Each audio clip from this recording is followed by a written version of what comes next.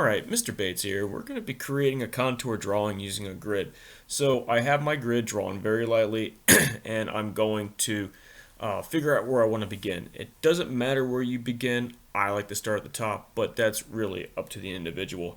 Now I'm going to identify basic shapes. I don't want to go and worry about every strand of hair because that'll drive you nuts. So I'm just going to figure out a basic shape to throw down on the paper, and I'm going to measure with my pencil. I'm going to take my index finger, align it with the base of the grid on the pencil, and then the tip, trying to figure out where that tip aligns with whatever it is that I want to draw. So it's the hair. I want to figure out how far away the top of my hair is from the grid, and I'll use my pencil to go ahead and measure because all the grids are exactly the same size. Be careful and draw lightly. I wouldn't go anything darker than an HB. HB is what I typically use to begin with. You can start with the 2H, 4H is fine as well, but don't go anything darker with that because if you start to go dark, then it's really hard to erase, as I always preach. I'm continuing the trend of measuring and figuring out basic shapes. Again, not worrying about every single strand of hair. That would just drive you up the wall. That will come later. But just continue measuring, continue identifying shapes that are easily translatable to a drawing. I'm still proceeding on with the same process, figuring out what I want to do next. I usually stay around forming a silhouette of the head. I don't really work in until I know I have a good silhouette or outline. We're going to speed this up because this video is about 37 minutes long normally, and I'll put you to sleep probably. So I'm gonna continue the trend of building my outline, and I'm going light, and as you've seen in the shading video, I'm relinquishing that control, right? I'm putting my hand at the edge of the pencil. It ironically gives you more control. I say it relinquishes it, but I feel like I have more control, more options. I can go lighter. If I want, I can go darker, but if you have your hand all the way to the very tip of the pencil, then you really limit yourself. Focusing on parts of the face that stand out. I'm bouncing around from place to place. Try not to stay in one place too long. If you do that, then you're going to be stuck there. And all of a sudden, it's been 3 hours and you're still on the jawline. So I'm focusing on piece by piece. And I'm like, okay, I'll go here. Okay, maybe that's not working with me right now. I'll go ahead and bounce somewhere else. And then all of a sudden, you'll see it'll start to make sense and come together. Just don't stay in one place for too long or it will present problems for you. That's something that my professors had to beat out of me for a while. I used to stick in one spot forever, but after a lot of training and a lot of persuasion, I've kind of got my act together and broke some of those bad habits. Same as what I want to do with you guys.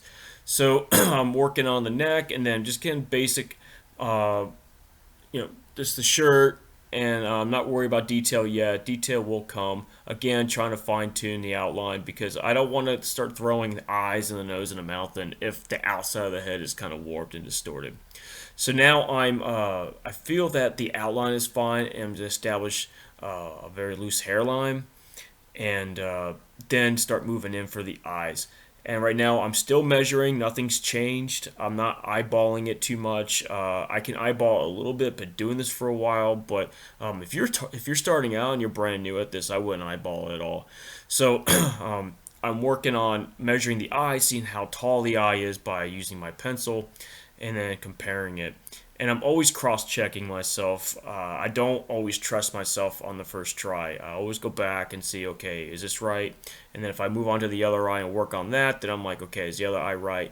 So if something is wrong, something else will be wrong too. With every action, there is an action, so a reaction.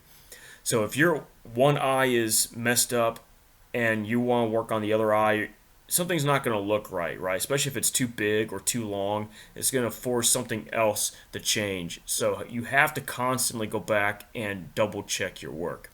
And that's what I always do.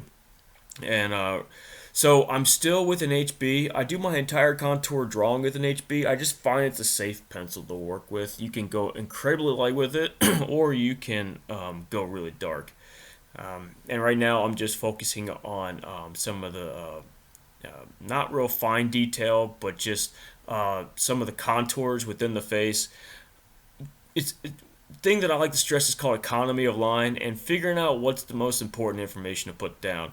A big mistake for amateurs is when they try to draw the nose, they outline the entire nose. You don't have to do that, just what's important, right? So figuring out where the nostrils are, figuring out where the bulb of the nose is at the very front, the edge of the nostrils that flare out, and just drawing something very basic like a line, a simple line. You don't have to get very detailed, but more important than that is the shape. So if your shape is wrong, if something is meant to be more angular and you draw it more round, then it's not going to look like whatever it is you're trying to draw, period. So identifying angles, identifying size, identifying shape, it's all very important. And on top of that, trying to identify placement.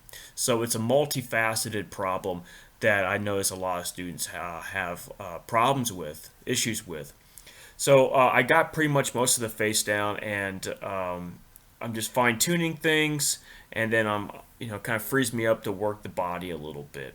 And while it's secondary, everything is just as important within the drawing. So as you see, I'm bouncing from the body back to the face, to the body to the face, and then now when I'm done, I can erase the grid. Erasing the grid needs to be easy. If it's hard, then you did it wrong. So that's why it's important to draw it light. We're wrapping it up. Thank you for watching. I hope you learned something. Keep it loose, keep it light, and keep it tight.